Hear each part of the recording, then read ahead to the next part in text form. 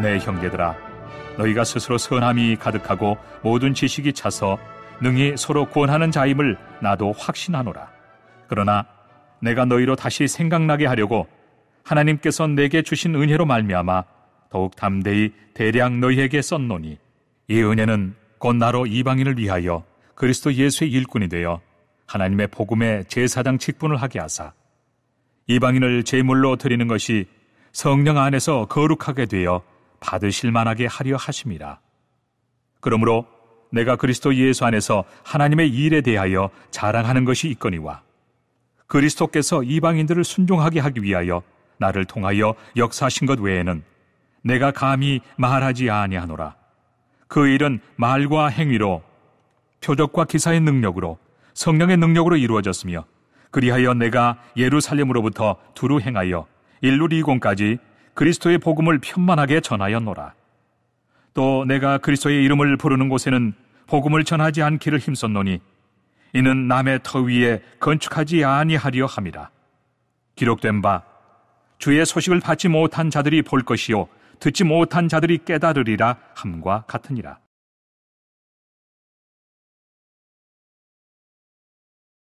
믿음의 자녀들이요, 날마다 끊임없이 계속해서 반복해야 되는 일이 있습니다.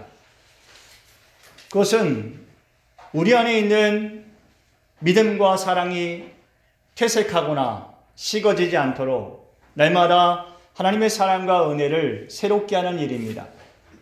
예전에 하나님의 사랑과 그리스도의 은혜에 감격하고 감동하고 또 주의 영이 함께 하시는 역사를 경험하였다 할지라도요, 그런 은혜와 감동과 역사는 아무리 귀해도 쉽게 사라집니다. 눈물로 밤을 새워 기도해 보신 적이 있습니까? 여러분, 그 은혜가 아직 남아 있습니까? 아니요. 우리가 아무리 큰 은혜를 받았어도, 눈물로 밤을 새워 기도했어도 그 눈물이 금방 말라버립니다. 감격에 찬 찬양으로 주님께 영광을 돌렸어도 그 기쁨은 세상 속에 나갔을 때 금방 사라지고 맙니다. 그렇기 때문에 여러분, 믿음의 자녀들은 항상 쉬지 않고 범사에 그리스도 안에 거하는 삶을 살아야 할 줄을 믿습니다. 그리스도 안에서 하나님의 사랑을 느껴야 돼요. 그리스도 안에서 영원한 구속의 은혜를 날마다 감격할 줄 알아야 돼요. 예수님 믿는다는 것이요, 일기장에 한번 나는 예수님을 믿습니다라고 쓴 그것으로 예수님 믿는 일이 끝나지 않습니다. 예수님 믿는 일은요, 날마다 우리의 마음속에서 새롭게 일어나야 돼요. 사랑이 식어지지 않도록 날마다 우리의 마음 안에 그 사랑이 끌어올라야 돼요. 믿음이 퇴색되지 않도록 날마다 믿음이 열심을 내어서 주를 찾아야 됩니다. 예수님께서 계시의 말씀을 주시면서요, 마지막 날에 교회들에 대한 말씀하셨어요. 에베소 교회에게 하신 말씀은 뭐예요? 너희가 첫사랑을 버렸다라는 거예요. 그들의 첫사랑은 뜨거웠을 것입니다. 그런데 그 첫사랑이 어느 순간 식어버렸어요. 날마다 그 사랑을 새롭게 하지 않으면 식어버리는 것이에요. 두아디아 교회와 버가모 교회에 대해서 너희가 정결한 믿음을 잃어버렸다, 우상의 제물을 먹었다라고 하셨어요. 그들의 신앙은 정결했습니다. 어린 양같이, 어린아이와 같이 순결했어요. 그런데 그 신앙이 날마다 새롭게 되지 않으니까 우상의 제물을 먹으면서도 그것이 잘못된 것인지 분별하지 못하는 것이, 사대교회에게는 뭐라고 하셨어요? 너희의 신앙이 죽었다라고 했어요. 처음부터 죽은 신앙이 아니었어요. 살아있었어요. 그런데 죽은 신앙이 되어버렸어요. 여러분, 사람이 왜 죽는지 아십니까? 못 먹으면 죽는 거예요. 희한하죠? 못 먹으면 죽어요. 우리가 영적인 양식을 날마다 공급받고 우리의 영이 살아나지 못하면 죽는 것이, 살았다 하였으나 실상은 죽은 자가 되는 것이. 라오디가 교회가 책망받습니다. 왜요? 그들의 신앙이 미지근하다는 거예요. 뜨거웠던 신앙이 냉철하고 민감했던 신앙이 둔하여진 거예요. 그래서 미지근해지는 것이죠. 여러분, 마지막 때를 살아가는 믿음의 성도들, 그들은요, 자기의 신앙에 만족하지 말아야 됩니다. 주께서 우리에게 자족하는 믿음을 주실지라도 스스로 자족하지 말아야 돼요. 오직 주의 은혜에 감사하고 그 은혜에 만족하고 날마다 새롭게 주님 앞에 나아가야 됩니다. 날마다 자기의 신앙을 돌아봐야 돼요. 내 신앙이 식어지지 않았나? 내 믿음이 둔하여지지 않았나? 날마다 자기를 돌아봐야 됩니다. 오늘 본문 14절 15절 말씀에 이렇게 말씀하셨어요. 다 같이 시작. 내 형제들아, 너희가 스스로 선함이 가득하고 모든 지식이 차서 능히 서로 권하는 자임을 나도 확신하노라. 그러나 내가 너희로 다시 생각나게 하려고 하나님께서 내게 주신 은혜로 말미암아 더 담대히 대략 너희에게 썼노니. 로마에 있는 믿음의 형제들이요, 선하고 지식이 충만하였다 그랬어요. 그래서 서로 권면하였다 그랬어요. 그런데 사도 바울이 그런 로마의 형제들에게 이 로마서를 쓴 이유가 뭐예요? 다시 생각나게 하려고 로마서를 썼다는 것이. 하나님의 은혜를 따라서 그들의 신앙이 묵은 신앙이 되지 않도록, 그들의 받은 은혜가 묵은 은혜가 되지 않도록 다시 생각나게 하려고 말씀을 썼다는 것이에요. 여러분, 우리들도 우리에게 주신 말씀을 잊지 않기 위해서 다시 생각해보고 항상 마음에 새겨봐야 할 줄을 믿습니다. 아멘. 여러분, 하나님의 사랑이 변할까요? 하나님의 사랑은 변함없는 영원한 사랑이죠, 믿습니다. 아멘. 우리를 지으실 때부터, 아니 그 지으시기 전부터 하나님 우리를 사랑하셨어요. 그리고 오늘 우리가 살아가는 모든 삶의 자리마다 하나님 우리를 또한 사랑해 주셔요. 오늘뿐만입니까? 또한 내일도 영원토록 하나님 우리를 사랑하셔요. 그래서 하나님의 사랑이 변함없는 사랑인 것이에요. 하나님이 사랑이 변함이 없는 것은요, 날마다 우리를 바라보시고 날마다 그 손길 우리에게 도와주시기에 하나님의 사랑이 식어지지 않는 것입니다. 여러분, 부모님의 사랑이 변합니까? 부모님의 사랑은 변함이 없어요. 날마다 그 자녀를 사랑하기 때문에 그래요.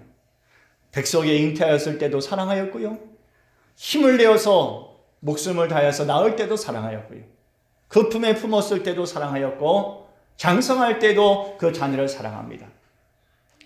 부모가 늙어서 더 이상 무엇인가 자녀를 위해서 할 수 있는 일이 없을 때에도 부모는 역시 자녀를 사랑합니다.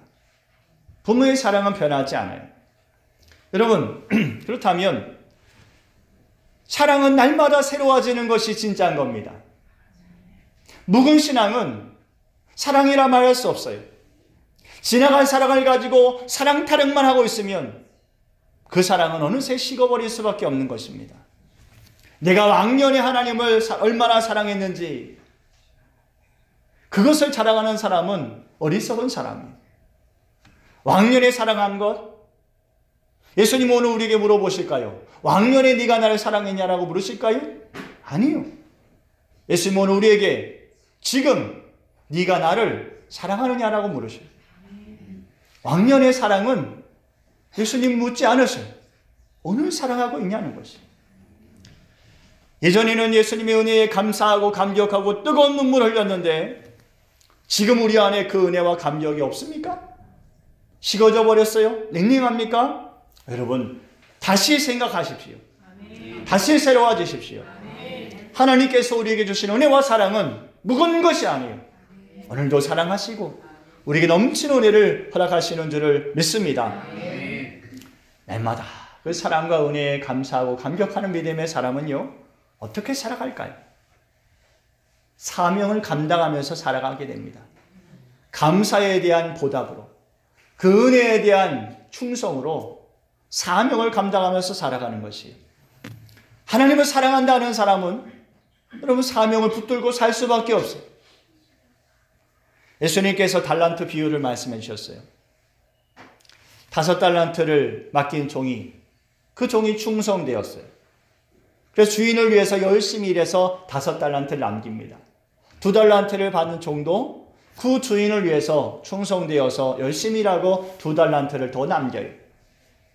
여러분, 이 종이 왜 주인에게 그렇게 충성했을까요? 주인의 마음을 알기 때문에 그렇습니다. 주인의 은혜를 헤아렸기 때문에, 그 사랑에 감격하며 살기 때문에 하루하루 주인을 위해서 충성하며 살았던 것이. 그런데 그렇지 않은 한 종이 있지요. 한 달란트를 받았던 종이에요. 그 종은 주인의 것을 가지고 땅에 묻어두었어요. 이 종이 주인에 대해서 이렇게 말합니다. 마태복음 25장 24, 25절이에요. 시작.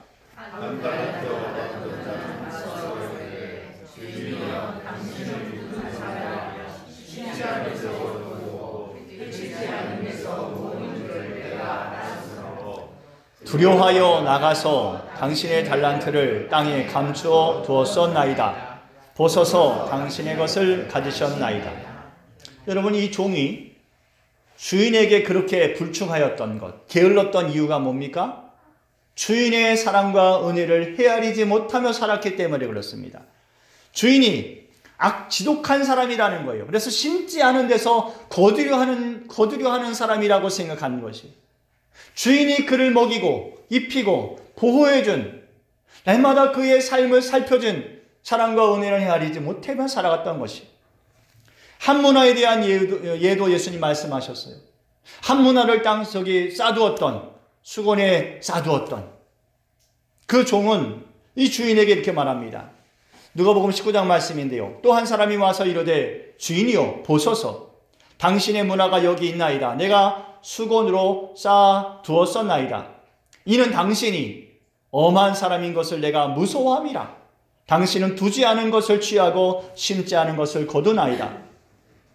예수님께서 달란트와 문화의 비유로 우리에게 분명히 말씀해 주셨어요. 불충한 종은 그 주인의 사랑과 은혜를 헤아리지 못하는 것이. 우리의 삶에요, 하나님의 사랑을 날마다 헤아려야 됩니다. 그 은혜 아래 날마다 거하며 감사하며 감격하며, 그래서 그 주님을 위해서 살아갈 수 있는 삶을 살아야 될 줄을 믿습니다. 하나님 전능하십니다. 그런데 그 전능하신 하나님이 그 능력으로 스스로 영광을 취하지 않으셨어요. 하나님은 그 능력으로 약한 자를 도와주셨어요. 약한 자를 붙들어 주셨어요. 왜요?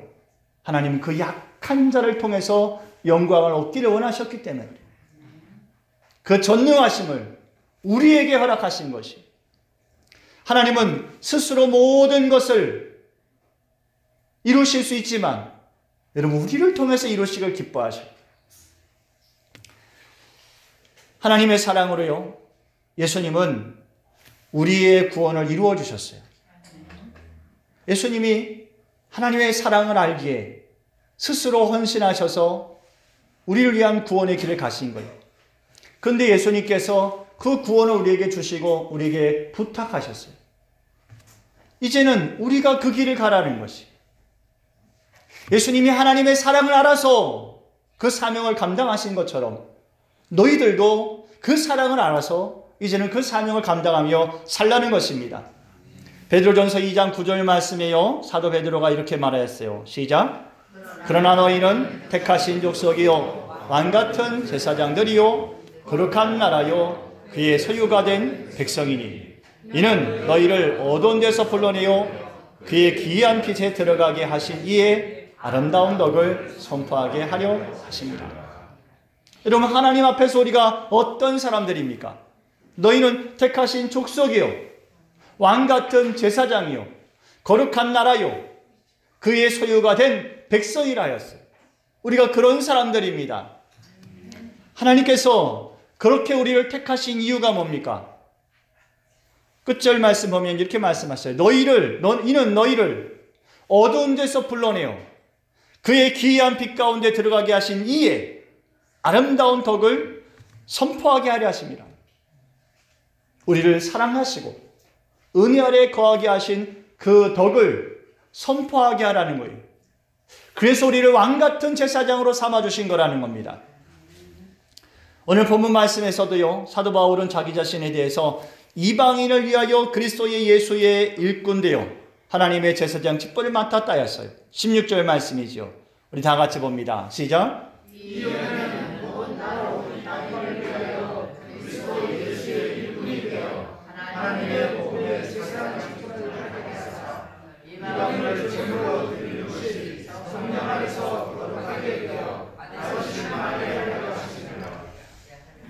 하나님의 복음의 제사장 직분을 맡았다 그랬어요. 여러분, 하나님의 제사장이 하는 일이 무슨 일입니까? 백성들이 죄를 지었을 때, 그들이 하나님을 두려워할 때, 그들을 위해서 속죄제를 드리고 하나님과 화목하게 하는 것, 그것이 제사장의 직분이에요. 하나님의 복음의 제사장은요, 죄에 빠져있는 백성들을 불러내어서 그들에게 하나님의 선하심을 보이고 그들이 하나님과 화목하게 하는 사명을 맡은 것이 하나님의 복음의 제사장의 일인 것입니다. 사도 베드로는 우리에게 너희는 왕 같은 제사장이라 하였어요. 우리는 그런 사람들입니다. 그리스도의 아름다운 덕을 세상에 선포하며 주인을 알지 못하여서 두려워하는 그 백성들을 주인에게로 인도하며 주인의 그 선하심과 인자하심을, 아름다운 덕을 가르치고 증거하는 사람이 우리들인 것이. 여러분, 그러면 우리는 날마다 그것이 새로워져야 됩니다.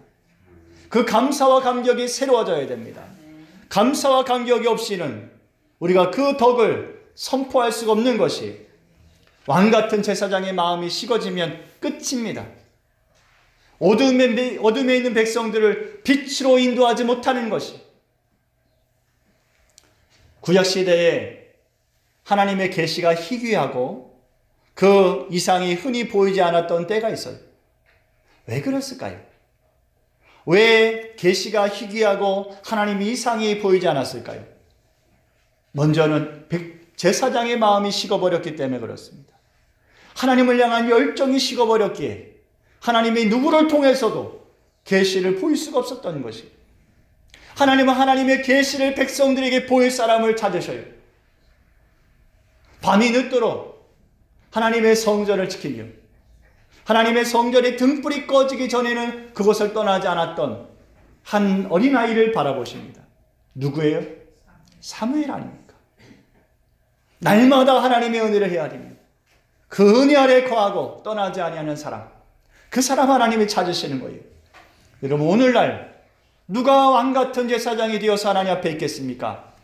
그 마음이 식어지지 않는 사람이요, 그 믿음이 날마다 주님 앞에서 순전하고 온전하여서 주님의 뜻대로 살아가며 그 사명을 감당하는 사람인 것입니다. 하나님의 영광을 위해서 복음의 제사장으로 부름받은 사람이요, 어떻게 하나님께 영광을 돌릴 수 있을까요? 첫째는 이렇게 합니다. 시작. 말과 행실로 하나님께 영광을 돌려요. 베드로전서 4장 11절 말씀입니다. 다 같이 시작. 만일 누가 말하려면 하나님의 말씀을 하는 것 같이 하고 누가 봉사하려면 하나님이 공급하시는 힘으로 하는 것 같이 하라. 이는 범사에 예수 그리스도로 말미암아 하나님이 영광을 받으시게 하려 함이니. 누구든지 말을 할 때는 하나님의 말씀을 하는 것 같이 하라는 것이. 여러분, 우리가 우리 마음대로 말하고 싶을 때가 얼마나 많습니까? 우리의 생각대로, 우리의 판단대로, 우리의 감정대로 말하고 싶을 때가 얼마나 많아요. 그러나 그러지 말라는 거예요. 그렇게 해서는 하나님께 영광이 되지 않는다는 거예요. 누구든지 말을 하려거든 하나님의 말씀을 하는 것 같이 하라는 거예요. 선하고 아름다운 말을 하십시오. 덕을 세우고 화평이 되는 말을 하십시오. 봉사할 때도 누구의 힘으로? 하나님이 공급하시는 힘으로 하는 것처럼 그렇게 하라는 것이. 여러분, 우리가 예수님의 은혜로 살면서 조심해야 될 일이 하나 있어요. 우리의 말 중에 내가라는 말을 쓸 때 내가 이렇게 했더니 하나님이 이렇게 하셨더라. 내가 무엇을 했더니 하나님이 무엇을 하시더라 라는 말을 하는 것이. 우리가 쉽게 그렇게 말할 수 있어요. 이렇게 했더니 하나님이 이렇게 하셨어. 하나님 내한테 응답해 주셨어. 이렇게 말할 때예요. 여러분, 역사의 주체가 누굽니까? 내가 이렇게 했으니 하나님이 이렇게 하셨어라는 것은 그 주체는 자기인 거예요. 자기 자신이 그렇게 했기 때문에 하나님이 그렇게 하신 것뿐이라는 거예요. 자기 자신이 주체가 되어서는요, 절대로 하나님께 영광을 돌릴 수가 없습니다. 복음의 제사장은요, 말과 행실이 오직 하나님께만 영광을 돌리는 사람이 되어야 해요. 자기를 드러내는 사람이, 자기를 드러내는 말과 행실하는 사람이 하나님께 영광을 돌릴 수 없고요. 그 백성들을 빛 가운데 인도할 수 없습니다. 두 번째, 하나님께 영광을 돌리기 위해서는요. 시작. 표적과 기사로 하나님께 영광을 돌려요. 하나님께서요. 복음을 전하는 자에게, 누구에게요? 복음을 전하는 자에게 표적과 기사를 주십니다. 예수님께서도 하나님 나라를 선포하실 때에 표적과 기사를 행하셨어요. 마태복음 9장 35절 말씀에 이렇게 말씀하셨어요. 예수께서 모든 도시와 마을에 두루 다니사 그들의 회당에서 가르치시며 천국 복음을 전파하시며 모든 병과 모든 약한 것을 고치시니라. 세례 요한이 감옥에 갇혔을 때 예수님이 과연 메시아이신가, 그것이 확신이 필요했어요.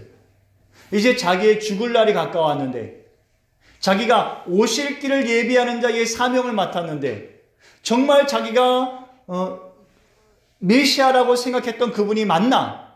확신이 필요했어요. 그래서 제자들을 예수님께 보냅니다. 물어요.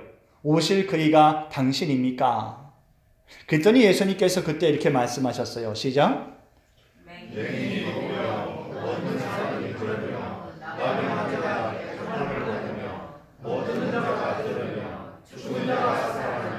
가난한 자에게 복음이 전파된다 하나.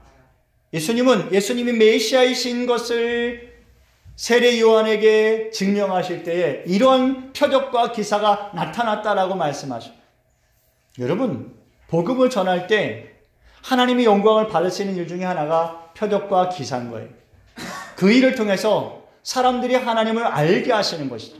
사람들이 하나님께 영광을 돌리게 하시는 것이에요. 여러분, 그러면 우리가 어떻게 표적과 기사를 행합니까? 우리는 할 수 없잖아요. 그럼 하나님이 우리에게 표적과 기사를 안 행하실까요?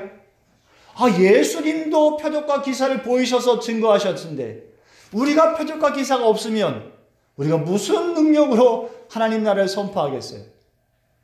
그러나 여러분, 믿음이 없이 의심하는 자에게는 어떤 표적과 기사도 없습니다. 요나의 표적과 꾀는 보일 것이 없어요. 그러나 믿음을 가지고 사모하는 자에게 복음을 증거하게 하실 때는 표적과 기사를 이루실 줄을 믿습니다. 아멘. 여러분의 삶에 여러분 간증이 있게 하십시오. 아멘. 그런데 간증을 주시면 전도하겠습니다가 아니요. 전도할 때에 하나님께서 그 삶에 표적과 기사를 이루어 주십니다. 아멘. 너희가 말할 때 무엇을 말할지 염려하지 말라 그러셨어요. 표적과 기사를 다 이루어 주시고 우리 입에 다 넣어 주신 다음에 하게 하신 것이 아니에요. 복음을 전하다 보면 하나님께서 능력도 주시고 기적도 이루어 주셔서 말할 것을 주시는 것이에요. 하나님은 우리의 삶을 통해서 일하시기 원하셔요. 여러분, 쓰임 받기를 구하십시오. 세 번째, 하나님은 어떻게 영광 받으실까요? 시작. 왕 같은 제사장에게 하나님은 성령의 능력으로 함께 하셔요. 그래서 그를 통하여 영광을 받으십니다. 여러분, 성령의 능력이 뭘까요? 성령의 능력이란 성령께서 우리 안에 계시기 때문에 나타나는 능력이 다 성령의 능력이에요. 성령께서 우리 안에 함께 하셔서 악한 영이 떠나가요. 성령의 능력이에요. 원수가 왔다가 우리를 넘어뜨리러 왔다가 열길로 도망쳐요. 성령의 능력이에요. 병든 자가 성령이 우리 안에 계시기 때문에 병든 자가 나아요. 성령의 능력이에요. 사도 바울이 에베소에서 복음을 전할 때요, 하나님께서 그에게 성령의 능력을 물붓듯이 하셨어요. 그렇다 보니까 이 사도 바울의 손수건이나 앞치마를 갖다가 병든 자에게 얹으면 병이 나았다 그랬어요. 성령의 능력이에요. 믿지 않는 사람들이 하나님을 알 수 있도록, 그들이 어둠에서 빛으로 나올 수 있도록 성령께서 역사하시는 것이에요. 여러분, 우리가 왕같은 제사장이라면, 우리 안에 성령이 계신다면, 여러분, 우리는 성령의 능력으로 쓰임받게 될 줄을 믿습니다. 걱정하지 마십시오. 여러분이 하는 것이 아니라 하나님이 하실 테니 염려하지 마십시오. 담대함으로 복음을 전하십시오. 말씀을 정리하고 마치겠습니다. 하나님께서요, 믿음의 자녀들을, 여러분들을 왕같은 제사장이라 하셨어요. 그리고 예수님께서 이렇게 말씀하셨어요. 너희는 온 천하에 다니며 만민에게 복음을 전파하라. 믿고 세례를 받는 사람은 구원을 얻을 것이라. 왕같은 제사장에게 예수님께서 맡겨주신 사명이에요. 날마다 복음을 전하는 사람은요, 날마다 새로워져야 됩니다. 이제 지나간 묵은 사랑과 은혜를 가지고 제사장의 직분을 감당할 수가 없어요. 뜨거웠던 감동이 사라지지 않도록 우리 안에 하나님을 향한 사랑이 날마다 뜨겁도록 날마다 새롭게 하십시오. 다시 생각하십시오. 우리에게 맡겨진 사랑이 무뎌지지 않도록 우리에게 맡겨진 그 사명을 날마다 날선 검과 같이 하십시오. 이 시대에 누가 하나님 앞에 착하고 충성된 종이 되어서 맡겨주신 하나님의 기업을 부유하게 하겠습니까? 누가 그것으로 하나님께 영광을 돌리는 사람이 되겠습니까? 항상 범사에 쉬지 않고 기쁨으로 간구함으로 감사함으로 사명을 감당하는 사람이, 그 사람이 하나님께 영광을 돌리는 사람이 될 줄을 믿습니다. 여러분의 말과 행실이 하나님께 영광이 되게 하십시오. 하나님의 표적과 기사가 여러분에게 있어서 그것이 도구가 되어 쓰임받는 삶이 되시기 바랍니다. 성령의 능력이 날마다 여러분의 삶의 자리에 여러분의 심령에 함께 하셔서 하나님께 영광 돌리는 믿음의 삶으로 쓰임받으시기를 축원합니다. 기도드리겠습니다.